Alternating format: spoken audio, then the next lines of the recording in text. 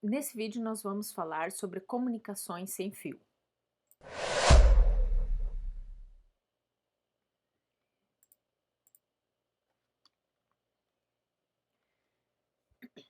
Então, além dos meios físicos que usam fios, a gente chama de meios físicos guiados, que usam fios para transferência dos sinais, a gente também tem as redes que não usam fios, que é o que a gente chama de mídias ou meios físicos sem fio.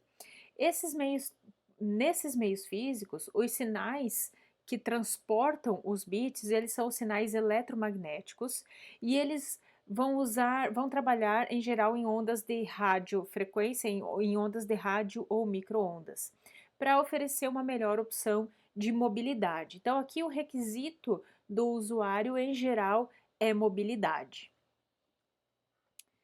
Então, aqui eu mostro o espectro de radiofrequência. Esse é o espectro que apresenta tudo que usa radiofrequência aí no mundo. Então, a gente tem ondas baixas, tá? E as ondas altas. Ah, quando a gente fala de radiofrequência, a gente fala de frequência de rádio, né? E a frequência significa quantas oscilações o sinal ou essa onda ela vai fazer em um período de tempo que a gente chama de Hertz, que é quantas oscilações ela vai fazer por segundo.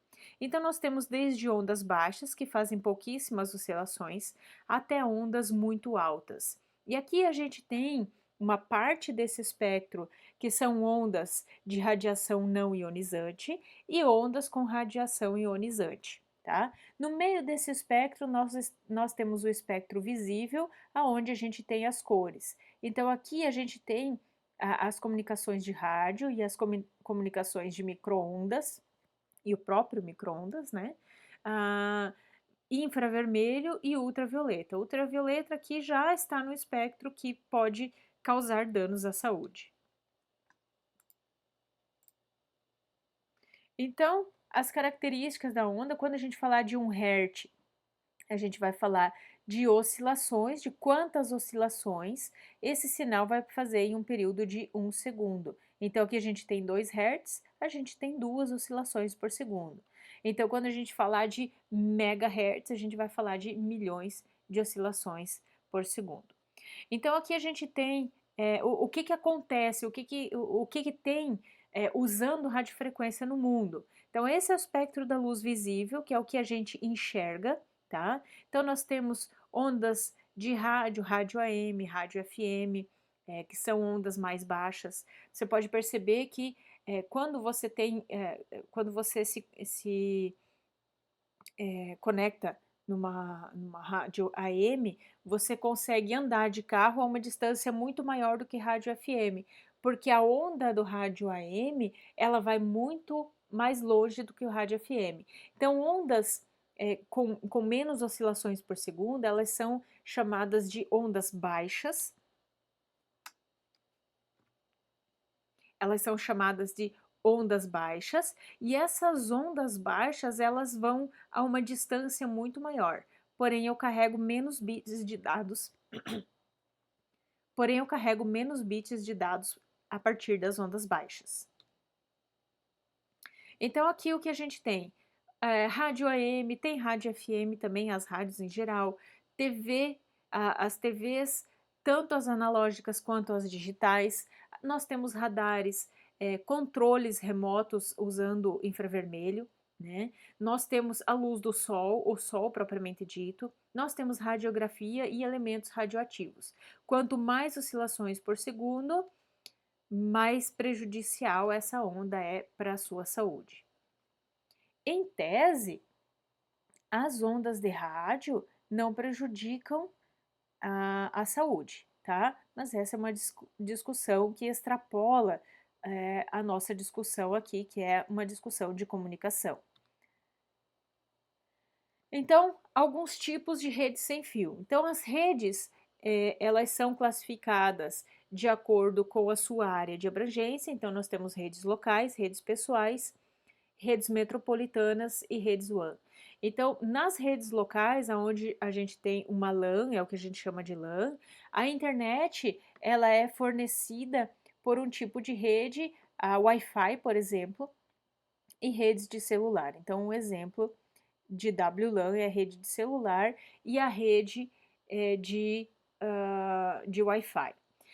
Quando a gente fala de WPAN, W significa sem fio, PAN sem fio, a gente está falando de comunicações que usam tecnologias como Bluetooth, Zigbee e infravermelho, né? Comunicações de rede metropolitana, que são ligações entre dispositivos mais longe, aqui a gente tem uma tecnologia chamada WiMAX. E essa tecnologia WiMAX, ela não é mais utilizada, tá? Ela foi uma tecnologia que foi lançada em uma época em que a comunicação de longa distância ela tinha requisitos muito caros, muito custosos e uma taxa de transferência muito baixa. Então, ela vinha com a promessa de ser uma tecnologia que permitisse uma largura de banda maior, mesmo que o cliente estivesse conectado a uma distância maior. No entanto, novas tecnologias surgiram, trazendo fornecendo mais largura de banda e um alcance muito maior do que o WiMAX. Então, ali por volta de 2015, a Intel, que era uma das empresas que estava investindo fortemente nessa tecnologia, desistiu e aí a tecnologia WiMAX acabou perdendo força em todo o mundo. E nas redes W1 a gente tem tecnologia LTE, que é tecnologia de celular. Aqui, celular é de curta distância, tá? Então a gente está falando de Wi-Fi. E aqui a gente está falando da tecnologia de comunicação de celulares que nós temos hoje, tá? Então a gente tem 4G, 5G trabalhando aqui na W1. Então, como que funciona, tá? Aqui a gente tem um gráfico que ele vai mostrar a mobilidade, né? Então, aqui eu tenho quantos dados eu consigo trazer, quais os padrões de rede que existem. Então, a gente tem vários padrões de rede, esses padrões são dados pela I3E, tá? E aqui ele vai falar sobre a capacidade de mobilidade. Então, rede sem fio, via de regra, ela não precisa de fios. E por não precisar de fios, nós a chamamos de redes móveis. Mas a rede móvel ela é categorizada de outra forma. Então, nós temos redes que chamamos de estacionária, onde o usuário pode se mover, mas ele vai estar preso a a um elemento central de comunicação que aqui nós vamos chamar de estação base. Tá? Então, esse ponto central, que é onde o usuário está se conectando, é a estação base, que é a estação que vai distribuir comunicação sem fio e vai estar ligada numa comunicação a um outro dispositivo. Então, para comunicação fixa e estacionária, que significa que esse usuário ele não pode se mover entre dispositivos, ele até pode desconectar e reconectar, mas a comunicação ela vai ser quebrada. Então, aqui a gente tem redes de Bluetooth, que daí o padrão Bluetooth é WPAN e o padrão de padronização, o número de padronização é 802.15. Sempre que você vê o padrão I3E 802.15 alguma coisa, você está falando de padrões de rede PAN, tá? Então é uma rede estacionária. E aqui eu tenho uma taxa de transferência muito baixa quando se trata de Bluetooth. A gente tem as redes WLAN, que até permite alguma mobilidade entre um dispositivo e outro, mas muito pouco e em geral a sua conexão ela vai sofrer uma parada, tá? Então aqui a gente tem as Wi-Fi em geral, então os padrões 802.11. E aqui a gente tem um outro padrão, o WB, que também é utilizado. Mas esses padrões já são propostos e não têm sido muito utilizados, e esses padrões aqui já são mais comerciais. Então, quando a gente fala de comunicação pedestre ou nômade, significa que o usuário ele consegue entrar num carro, por exemplo, ou não apenas andando, mesmo andando, mas com uma velocidade um pouco maior, ele consegue se desconectar de uma rede, conectar na outra com uma uma perda mínima, né? Com uma perda mínima. Então aqui a gente tem conexões do tipo WiMAX, tá? E comunicação móvel ou veicular, você pode estar dentro de um carro, andando com o carro em movimento ou o veículo em movimento, e você consegue migrar de uma antena para outra antena sem perder a conectividade. Vai ter um momentinho ali de silêncio, que é o momento de fazer a troca efetiva da antena, mas a sua ligação ou a sua comunicação ela não vai ser prejudicada. Então aqui a gente tem padrão de celular, padrões 802.16, que são os padrões de redes WMAN, né? Então, o WiMAX é um padrão de WMAN, e aqui a gente tem algum outro padrão que está sendo proposto.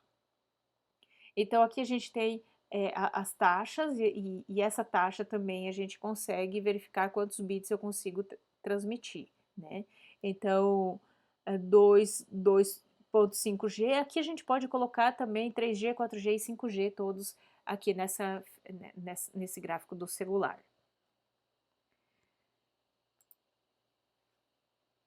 Então, as redes sem fio, e agora falando de Wi-Fi especificamente, a Wi-Fi é uma tecnologia de rede local, tá? Que usa antenas, e ela vem evoluindo desde os anos 90. Ali a gente tem vários padrões. Os padrões são propostos pela I3E, levando a numeração 802.11.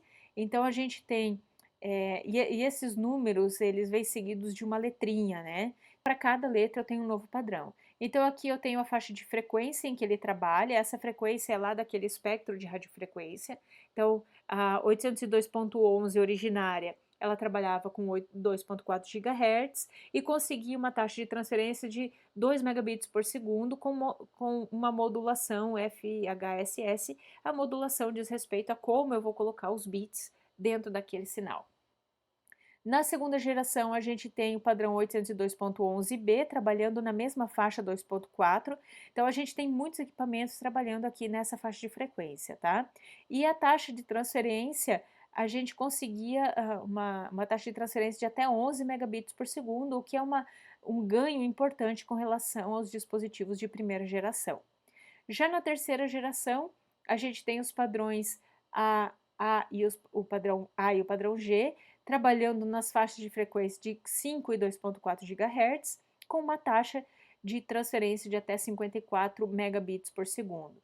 Na quarta geração, a taxa aumenta para 600 megabits por segundo, e aí a gente tem o padrão N, por exemplo. Na quinta geração, a gente tem o padrão AC, trabalhando na frequência de 5 GHz e uma taxa de 3.6 gigabits por segundo. Então, aqui a gente tem um ganho de desempenho bastante importante. Aqui a gente começa a competir, a gente começa a competir com as redes cabeadas, né? Que a gente tem uma taxa de transferência tinha uma taxa de transferência de 100 megabits por segundo, e até a terceira geração a comunicação sem fio era muito mais lenta. E na sexta geração, a gente tem os padrões AX, conseguindo uma taxa de transferência de 10 gigabits por segundo, o que é um ganho bastante importante, e aparentemente a Wi-Fi ela se torna mais rápida do que as redes locais, né? No entanto, quando a gente fala de rede sem fio, a gente tem uma série de outras questões para analisar. Então aqui eu trago os padrões, alguns dos padrões dados pela I3E, do 802.11, então o ano de adoção, a frequência em que trabalha, a taxa de transferência, o mínimo, e a taxa e a distância, a maior distância que a gente consegue alcançar, né? Então hoje a gente está no padrão AZ. Então os padrões eles começam assim com 802.11, uma letrinha. Quando acabou o alfabeto a gente começa de novo, A, B, A, C e assim vai, né? E às vezes ele ganha um nomezinho extra, tá? Então aqui está o ano de adoção. Então essa tabela já é um pouco mais antiga, né? Então a gente tinha o padrão AZ, que conseguia trabalhar com uma frequência de 60 GHz, e a gente conseguia uma distância bastante importante. Então O AX, por exemplo, trabalhava com 2.4 e 5 GHz a 10 gigabits por segundo. Agora, para cada uma das redes, a gente tem algumas características importantes. Então, analisando a quantidade de oscilações por segundo, eu tenho, de acordo com a quantidade de hertz, eu tenho uma distância máxima que eu consigo. Então, quanto menos oscilações o sinal fizer por segundo, mais longe ele vai, mais ele se propaga pelo canal de comunicação. Mais ele se propaga, mas ele carrega menos bits. Então, quanto mais oscilações, mais bits esse sinal é capaz de carregar. Então, aqui a gente tem alguns padrões.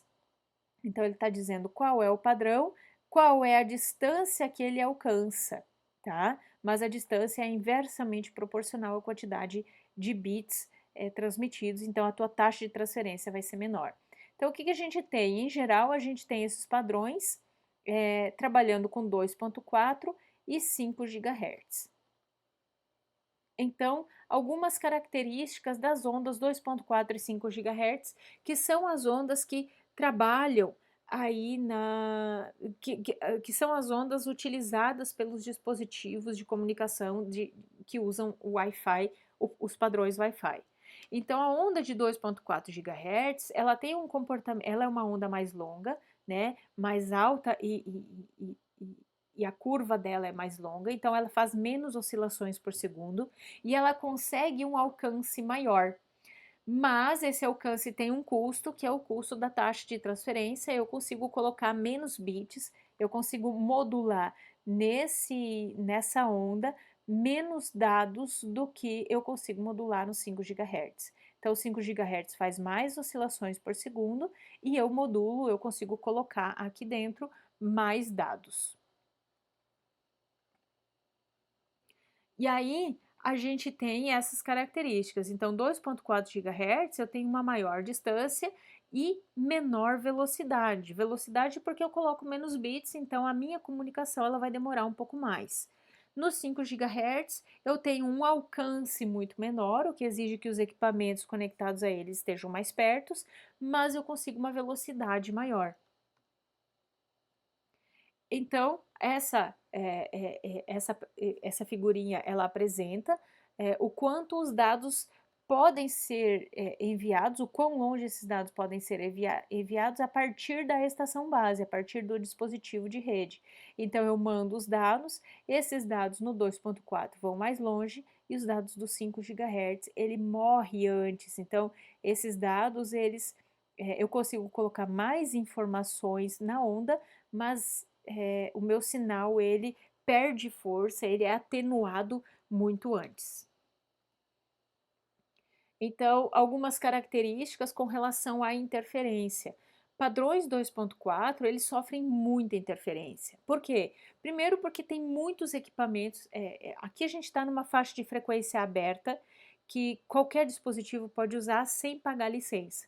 Existe uma faixa de frequência que é de posse dos governos, e os governos podem leiloar, ele gera concessão para uso daquela faixa de frequência. Isso acontece com frequências de rádio, frequências de televisão, né? Então, 2.4 e 5 GHz são faixas de frequência aberta. E aí tem muito equipamento trabalhando na faixa de 2.4 devido às características. Então, 2.4 sofre mais interferências. Além disso, tem mais coisas trabalhando aqui que podem gerar interferências e a gente já vai falar disso. 5 GHz sofre mais interferência. Só que 5 GHz tem 2.4 tem um alcance bem maior, né, do que o 5, só que eu consigo colocar mais dados. Então essa é a vantagem do 5 GHz. Então o 5 GHz se populariza mais recentemente quando o requisito de taxa de transferência e largura de banda passam a ser mais importantes. Antes a gente tem requisitos menos restritivos com relação à taxa de transferência, então era mais comum utilizar redes em 2.4 GHz. Como funciona uma rede doméstica normal. Então você está ligado a um provedor de serviços, vai ter um roteador sem fio, esse roteador sem fio está conectado a uma rede cabeada, não importa qual é o cabo aqui, e ele vai distribuir rede sem fio para diferentes dispositivos. Via de regra, você vai estar comunicando com placas de rede, tá? Com plaquinhas, essa plaquinha vai estar dentro do dispositivo. Então, é, se você fizer uma instalação em uma casa, esses dispositivos não precisam se utilizar, esses dispositivos não precisam utilizar uma, um cabo para conexão, então ele se conecta diretamente no dispositivo, na estação base, né? Nesse ponto de acesso, que no caso da Wi-Fi é chamado de ponto de acesso. No entanto, esse ponto de acesso ele é capaz de jogar o sinal a uma distância máxima. E aí, de acordo com a distância, o dispositivo que estiver fora desse alcance, é o que a gente chama de alcance, o dispositivo que estiver fora desse alcance, ele não vai conseguir se comunicar direito. Então, esse dispositivo precisa ser instalado em uma área central, de forma que ele alcance o maior número de dispositivos possível dentro desse ambiente. Tá? Então, ele não pode ficar num cantinho, não pode ficar instalado em qualquer lugar da casa. O estudo sobre qual é a melhor localização desse dispositivo dentro da casa é importante. Além disso, o sinal de radiofrequência ele vai sofrer atenuação. Como eu não preciso de fios, é como eu deixar em um cômodo, vamos pensar aí numa casa, e os cômodos eles são separados por materiais. Então, dependendo de quantas paredes, de qual material, de quais materiais estão entre o dispositivo, entre a estação base e o dispositivo que se conectará a essa estação base, dependendo da quantia de materiais que estiverem no meio do caminho, eu vou ter uma atenuação do sinal, então o sinal vai perder força. O que acontece? Se eu tiver parede, se eu tiver vidro, se eu tiver portas, se eu tiver elementos, se eu tiver água nesse ambiente, todos esses elementos eles vão gerar um efeito de absorção do sinal, eles vão gerar uma resistência à passagem do sinal. Então, quando o sinal chegar, bater nesse material, ele vai perder força aqui e ele vai sair com uma força menor do outro lado. Então, isso significa que o sinal vai perder potência e ele vai perder força e vai chegar um momento que a comunicação não consegue acontecer. Isso dependendo dos materiais que tiverem no meio do caminho. Além disso, alguns materiais eles geram interferência. Então, como esse canal de 2.4 ele é bastante utilizado, então a gente tem vários equipamentos, por exemplo, telefone sem fio que vai trabalhar nessa frequência de 2.4 GHz. Então esse equipamento vai gerar uma interferência na comunicação da rede sem fio. Então aqui você tem o roteador sem fio emitindo sinal. Outro elemento que é prejudicial para a comunicação é o micro-ondas. Se você observar o espectro de radiofrequência, a Wi-Fi está trabalhando aqui na frequência de 2.4, 5 GHz, olha só, é mais ou menos essa frequência aqui, e o micro-ondas trabalha na frequência de micro-ondas. Então, os micro-ondas, os aparelhos de micro-ondas, eles causam interferência na comunicação de rede sem fio. Na comunicação de rede sem fio. Então, se você tiver um aparelho de micro-ondas entre o seu dispositivo e o roteador, enquanto o aparelho estiver ligado, é possível que o sinal de comunicação, o sinal da Wi-Fi caia, tá? Por quê? Porque ele vai gerar um campo de radiofrequência ao redor, ele vai gerar perturbações no campo de radiofrequência e aí vai atrapalhar a comunicação do dispositivo do roteador sem fio.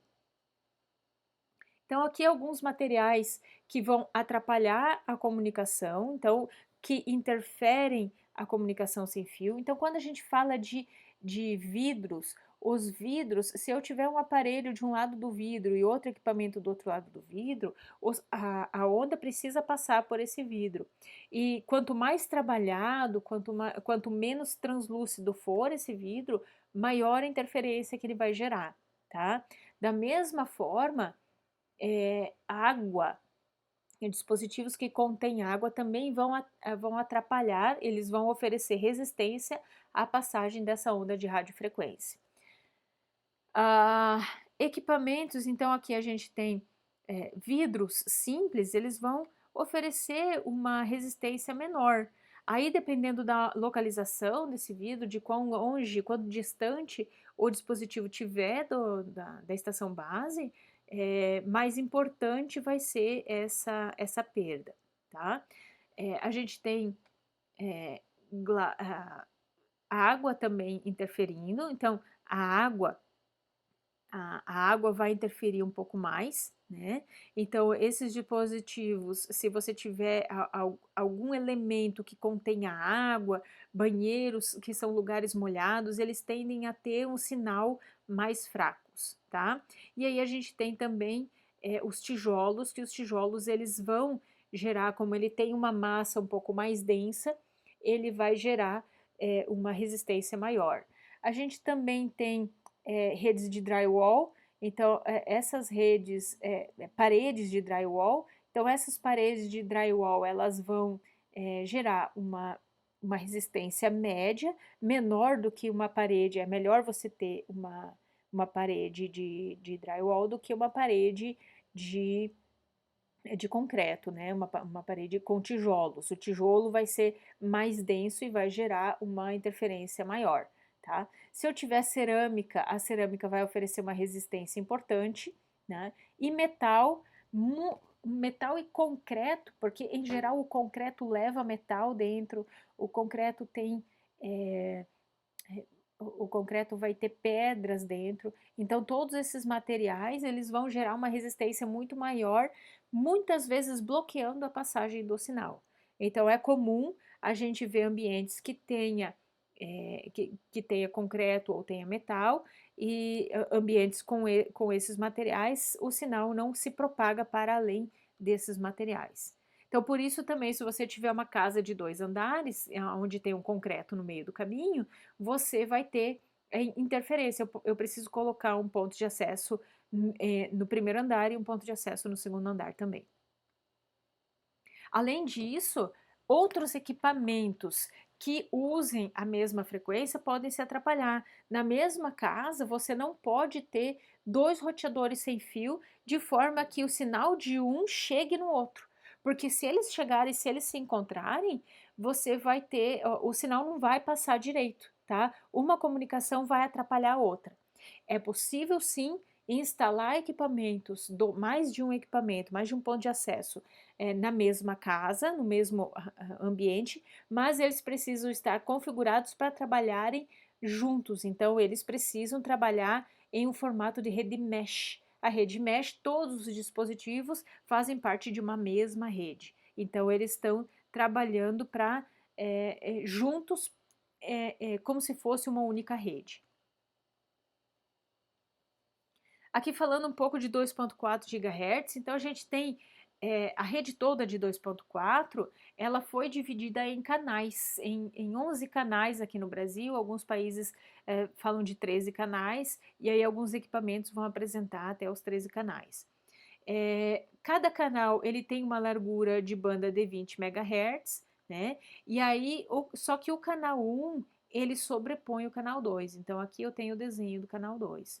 Se eu tiver um dispositivo trabalhando no canal 1, ele é configurado para trabalhar nesse canal de comunicação, e eu tiver um segundo dispositivo trabalhando no canal 2, esses dispositivos vão gerar interferência um no outro. O canal 1 também gera interferência no canal 3 e no canal 4. Olha só, o canal 5 é o canal que quase gera interferência. Então, dentro dessa faixa de frequência, nós temos o que chamamos de 3 canais limpos, que não interferem entre si e que geram o mínimo de interferência nos outros, que são os canais 1, 6 e 11. Então, é comum que os administradores de rede, eles configurem as suas redes para trabalharem nesses canais 1, 6 e 11. Alguns equipamentos mais espertos, com uma tecnologia mais inteligente implementada, mais esperta implementada, eles detectam quantos dispositivos estão trabalhando naquele canal e ele se autoajusta para ir para um canal mais limpo ou menos populoso, né? Porque quanto mais populoso for o canal, maior o efeito. Então, por exemplo, se esse dispositivo estiver trabalhando no canal 1 e esse estiver trabalhando no canal 1 também, eles vão atrapalhar um ao outro.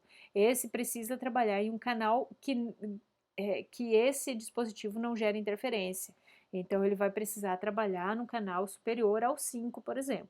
Então, ele poderia trabalhar no canal 6. E aí, dispositivos mais modernos, mais espertos, eles identificam quais são os canais que estão mais limpos e ele se autoconfigura para trabalhar nesse canal.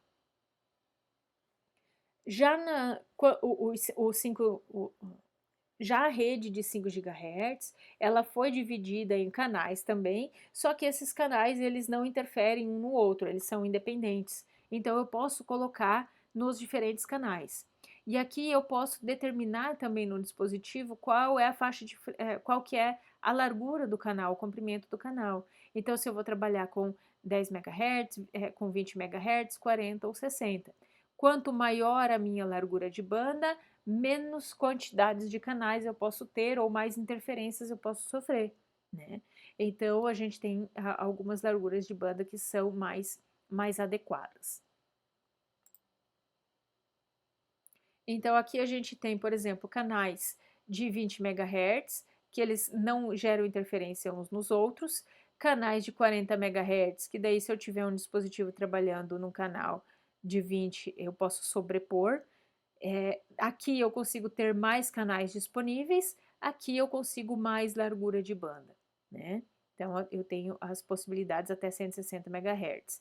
Em geral, os dispositivos Wi-Fi vão trabalhar nos canais mais baixos e nos canais mais altos, porque a gente tem alguns outros canais que são utilizados por outras comunicações, incluindo radares. Alguns dispositivos mais antigos, eles sobem nessa faixa de frequência e aí eventualmente você não consegue detectar porque ele só se conecta, manda os sinais e ele desconecta desse canal, então eventualmente ele vai gerar uma comunicação, uma interferência nesse canal de comunicação.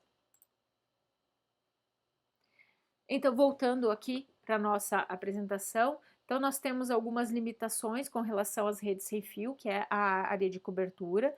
Então, ela pode ser afetada pelas características físicas do local. Então, se eu tiver mais ou menos paredes, dependendo do material dessas paredes, se eu tiver concreto, eu tenho vários andares, então tudo isso vai limitar a área de cobertura. Então, elas são suscetíveis a interferências e a comunicação pode ser interrompida se eu tiver outros dispositivos que possam atrapalhar essa comunicação. Com relação à segurança, a rede sem fio, ela é uma rede aberta, o sinal está se propagando ali e é muito fácil que qualquer pessoa, qualquer dispositivo se conecte naquele canal de comunicação. Ele é um canal aberto, ele é um canal livre, ele não tem proteções. Então a segurança ela é muito limitada para esse tipo de comunicação. Então é muito perigosa essa rede, né? Então as WLANs médias, elas compartilhadas, elas trabalham no modo half duplex. Então ela tem um momento em que ela está trabalhando no modo emissor, aí ela desconecta do emissor e ela passa para o modo receptor. Ela fica alternando entre esses dois entre esses dois momentos, o momento de enviar os sinais e o momento de receber os sinais. Isso significa que eu posso ter, eu vou ter lentidão, né? Porque eu não posso mandar dados a qualquer momento. E eu tenho um outro efeito, que é o efeito de que só o canal de comunicação é compartilhado. E aí a comunicação de um aparelho vai atrapalhar a comunicação de outro aparelho. Então eu posso ter apenas um dispositivo enviando dados ou recebendo dados por vez. Isso vai gerar muita lentidão na rede sem fio quando comparado com a comunicação da rede com fio. Então, se eu tiver muitos usuários acessando a rede simultaneamente, eu vou ter o usuário vai perceber que a comunicação é muito mais lenta. Aqui falando um pouquinho dos padrões, a gente passou pelos padrões ali na parte anterior, né? Então a gente tem aí 3E, que trabalha com os padrões de rede sem fio, e daí elas vão especificar os modos de codificação e decodificação do sinal, frequência, potência da transmissão, como que vai acontecer a recepção e a decodificação do sinal, como que vai ser o projeto e construção da antena. Então, o padrão, ele diz uma série de coisas que determina como os equipamentos que trabalham naquele padrão, eles vão ser construídos. Então, para rede sem fio, a gente tem os padrões 802.11, para redes WPAN, a gente tem o ponto 15, então o Bluetooth está aqui no ponto 15.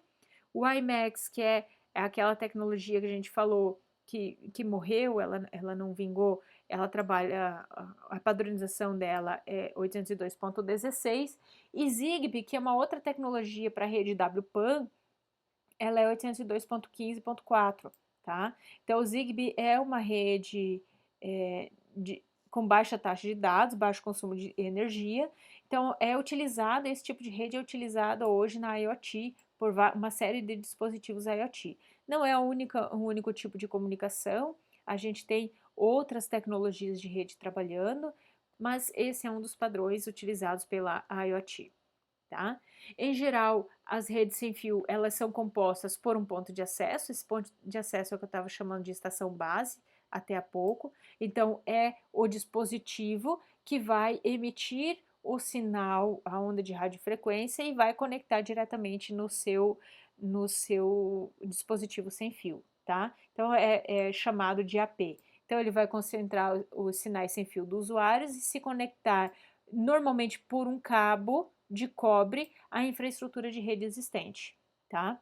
E aí a gente tem um equipamento chamado roteador sem fio, que incorpora na sua construção o AP, o ponto de acesso também, tá? Mas o roteador sem fio, além do AP, ele tem um switch e tem um roteador incorporados. E os adaptadores ou as interfaces de rede sem fio, elas são importantes porque ela vai fornecer a conexão dos hosts intermediários. Então, se você pegar o teu celular ele tem várias antenas, vários adaptadores sem fio. Um para conectar na rede WLAN, e aí se for padrão AC, se for, dependendo do padrão, eu posso ter uma placa de rede que atende, que conversa com os diferentes padrões. Eu vou ter uma placa de rede para conversar com Bluetooth, eu vou ter outra placa de rede para trabalhar com telefonia celular, 4G, 5G, então eu preciso ter a placa, os adaptadores de rede que consigam codificar e decodificar o sinal para aquele tipo de comunicação. Então tem vários padrões, a gente passou já por esses padrões, e é importante que por que eu tenho um padrão estabelecido pela I3E, por exemplo? Porque quando eu vou comprar um equipamento, independente do fornecedor, eu preciso que ele seja compatível com outros equipamentos de outros fornecedores. Então, eu preciso de compatibilidade e interoperabilidade, que um equipamento conecte, opere, converse, processe dados enviados ou recebidos de outros fabricantes. Então, por isso que algumas instituições, algumas organizações, elas criam esses padrões e elas ficam responsáveis por uma parte do processo de padronização. É importante, quando a gente está falando de rede sem fio, que os administradores desenvolvam e apliquem políticas e processos de segurança para proteger as redes sem fio, porque a gente tem um canal de comunicação aberto e qualquer dispositivo pode chegar e se conectar a esse canal, né? Basta que esse dispositivo tenha capacidade técnica para codificar e decodificar os sinais. E aí, quem que pode, quem que não pode, como vai ser a política, vai ser criptografado, não vai ser criptografado, vai ter senha para acesso, não vai ter senha para acesso, tudo isso depende dos equipamentos que estão operando e vai depender de políticas. As políticas elas servem para criar regras locais dentro dos ambientes para que você possa organizar a forma com que as pessoas utilizem a rede. Não adianta nada você colocar senhas de acesso e se você não tem uma política. Não adianta nada você dizer que pode, não pode, se isso não está escrito em algum lugar. É preciso estar escrito, é preciso que esteja normatizado, e isso está normatizado nas políticas de acesso, enfim, nas diferentes políticas estabelecidas pela rede, tá? E a gente precisa de processos que obriguem os usuários a usarem as senhas ou não, para usarem identificadores exclusivos ou não compartilhar as credenciais de acesso com outras pessoas, né? E é preciso também estabelecer políticas de senha, porque senão as senhas mais comuns, 1, 2, 3, 4, 5, 6, elas são aplicadas por todas as redes e são senhas conhecidas e fáceis de quebrar.